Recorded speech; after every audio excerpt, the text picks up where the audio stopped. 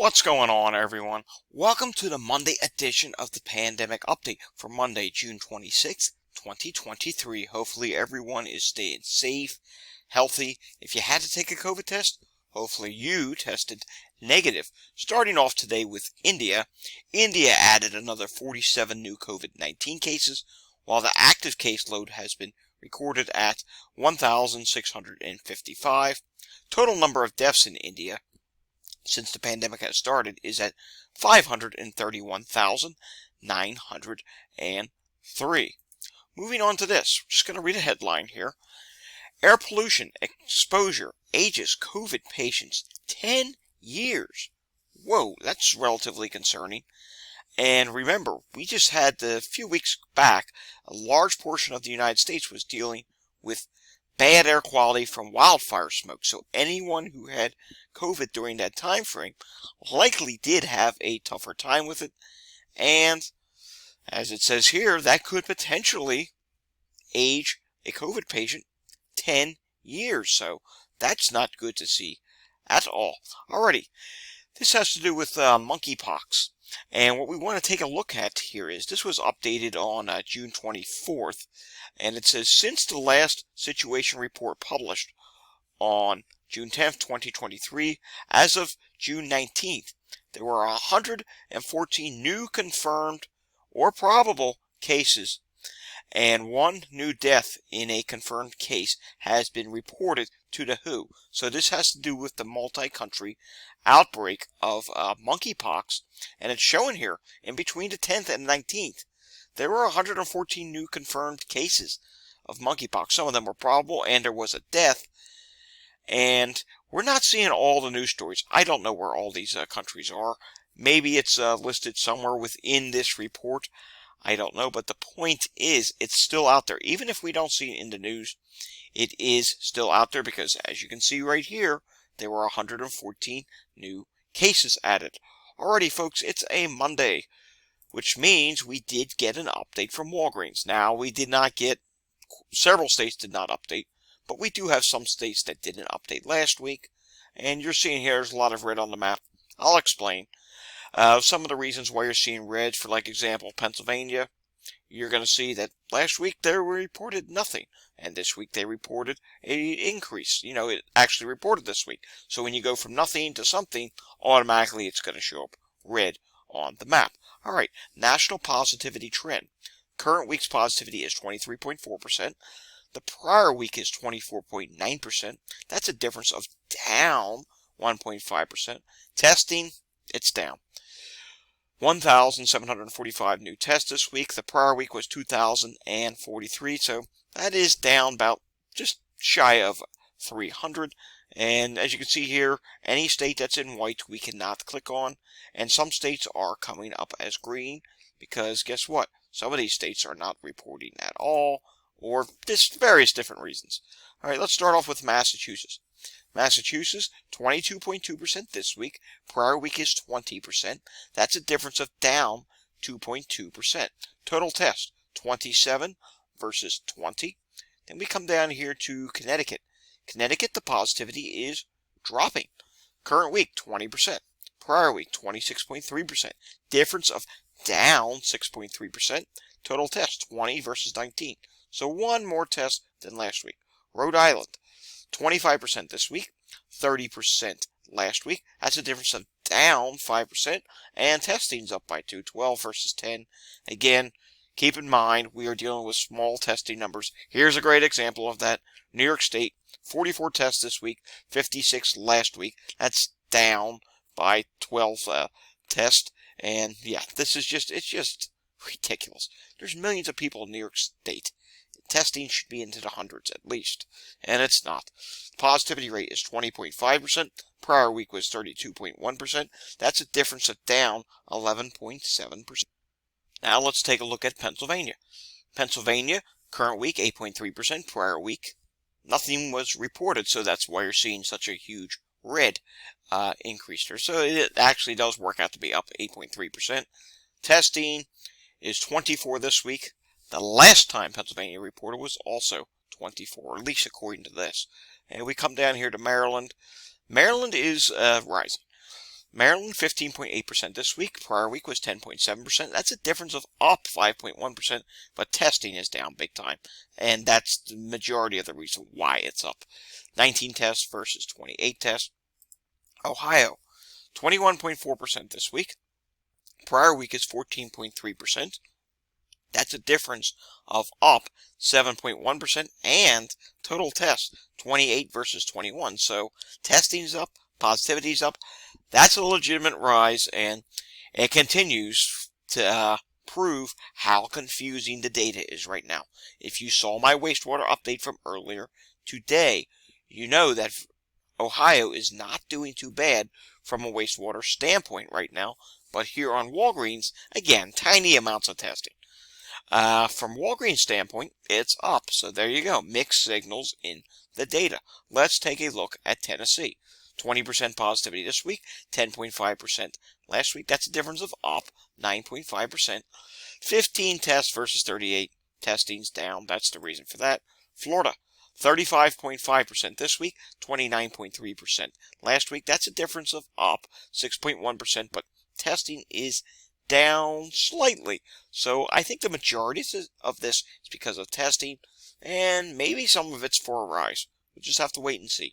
327 total tests this week, 368 last week. Let's take a look at somewhere that's dropping. Here you go. Wisconsin, 16.7% this week, 25.6% last week. That is down by 9% with testing being down, 24 versus 39.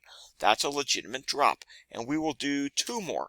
Then we'll add a few more in tomorrow. So if I didn't get to your state today, maybe I get to it tomorrow.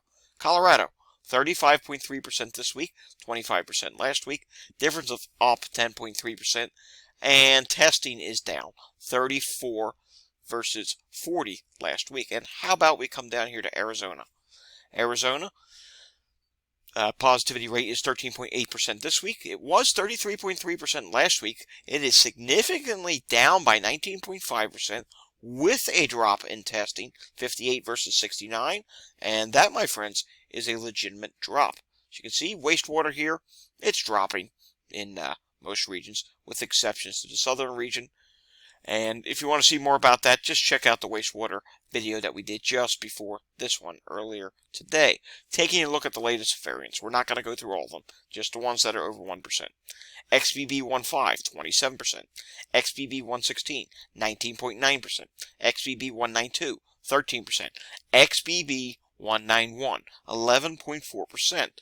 XBB.2.3 is 10.6%. XBB.1.16.1 is 9.5%. EU 1.1 is 1.7%. FE 1.1 is 1.6%. XBB 1.5.68 is 1.4%. XBB 1.5.1 is 1.2%. XBB 1.5.10 is 1.2%. All right, moving on to emergency department visits. We do have a few states where it's rising. The following states are rising: moderate to substantially. Alaska is a substantial increase. Kentucky is a moderate increase. We have a moderate increase in West Virginia, substantial increase in Maryland, and a moderate increase in Michigan. The rest of the country is either stable, dropping moderately, or substantially falling. Taking a look here at our wastewater sites with a few other things, which includes monkeypox. Let's just do a couple of them. We're not going to do many, but we'll do a couple. Here's one down here in Arkansas. Let's see how this one's doing. And I'm going to move myself to the left so you can see the data. COVID, rising here. Influenza, not a problem. RSV, not a problem. HMV, no longer a problem. Monkeypox, none being detected. Norovirus, there's a little bit of a norovirus concern, but at this time it is dropping. Let's go back to the map. Where else should we do? Let's go up here. How about we do one up in Michigan? We'll go up to northern Michigan today. And you can see here in Traverse City, you can see coronavirus rising ever so slightly. Influenza, not a problem. RSV, not a problem. There was some HMV concerns, but that has, for the most part, HMPV has dropped to nothing. Monkeypox not being detected, and norovirus here is actually on the rise. So that's relatively concerning. Alrighty, moving on now to Hubbub World. I want to show this to you. I'm going to move myself back to the right. And you can see here with Hubbub World, influenza-like illness. It is concerning in the Bay Area of California. It's concerning down in Los Angeles, a couple areas in Texas, and the Northeast corridor from D.C. all the way up to Boston. Then when we take a look at COVID-19, again, there is some slight concerns for COVID-19 in the area, there it is, in the area of D.C. on up to Boston, with the epicenter of it being right over New York City. Again, that's the most concerning area in the entire country. I would say the second most concerning area would be the Bay Area, then comes Miami, then comes Los Angeles, and just a few other moderate areas across the country. Nothing terribly concerning. There's a lot of green on this map, which is something we like to see. Moving on to New Jersey today. 217 people in the hospital, which that's actually kind of interesting. Why is that interesting? Number one, it's up. It's up by a good amount. Number two, that's with 62 out of 70 hospitals reporting. 8 hospitals did not report today, and yet we still saw pretty significant increase. When we take a look at the number of people on ventilators, that's at 10. Then we come over here to the ICUs, and when we take a look at New Jersey ICU usage, that's at 19 at this time. And it says discharges. Looks like for the hospitalizations, 21 people were discharged. Not something we normally look at, but felt like clicking on it, and we see 21 people were discharged, I guess since their previous update. Alright, taking a look at the Philadelphia Fire Department for Sunday. It was a relatively busy day. It was close to that 800 level. 779 EMS incidents. I'm also noting here, unrelated, and it was a busy day for the fire department in general. 217 fire incidents. That's not good. Alright, taking a look here at the EMS instance, a live look at what's going on in the suburbs. Here's Montgomery County. We do have just 10 calls at this time. That's not terrible. We've seen much busier in the past. And Chester County, not too busy at all. I'm seeing just 5 calls at this time, which is not terrible. You would expect on a day today, it's very humid around here. The air quality sometimes gets poor when you have high dew points. Not a lot of respiratory calls. That's good to see. Alright, taking a look at New York State. 459 new COVID positives on the most recent updates, which does not include at-home tests, people not getting tested, or reinfections. The test positivity rate is 4.1%. The 7-day average is 4.2%. Now moving on to hospitalizations in New York State. 442 people are hospitalized, 47 people in the ICU. Let's take a look at New York City. When we come down to take a look at New York City, 182 people are hospitalized, 14 people are in the ICU at this time. Back on Saturday, we took a look at some international variant data and just recapping on that. It's very interesting to see that Omicron XBB.1.5 in the majority of the countries that I could find.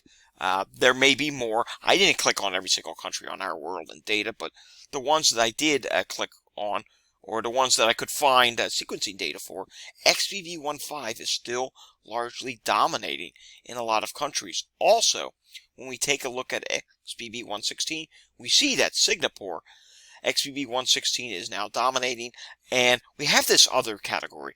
We don't know where in this, the FE or the EU or the FU variants, all these wonky variants that are, well, not wonky, they're legitimate variants. All these random variants, I guess we'll call it, that are popping up. We don't know where they would place in here because obviously they don't have a category for that. Let's take a look at some international case changes. We'll just do a few today. Around the world, cases are down 25%. Deaths are down 49%. South Korea, cases are up just shy of 0.5%. Deaths are down 15%. United States, cases are down 42%, as are deaths. I wouldn't pay too much attention to this death number. We will look at the BNO weekly report tomorrow. I think that did come out yesterday. I forgot to add that on here today. I'll make sure I add that tomorrow. Australia, cases down 35%. Deaths down 44%. Philippines, cases are down 20%. Deaths, none were reported. Guatemala, cases are up 10%. No deaths reported. Bolivia, cases down 3%. And 3 deaths versus 1 death the prior week, and we will do one more. Bangladesh, cases are up 22%. 5 deaths are being reported versus 1, which works out to a 400% increase. Alrighty, folks, that does it for today's pandemic update.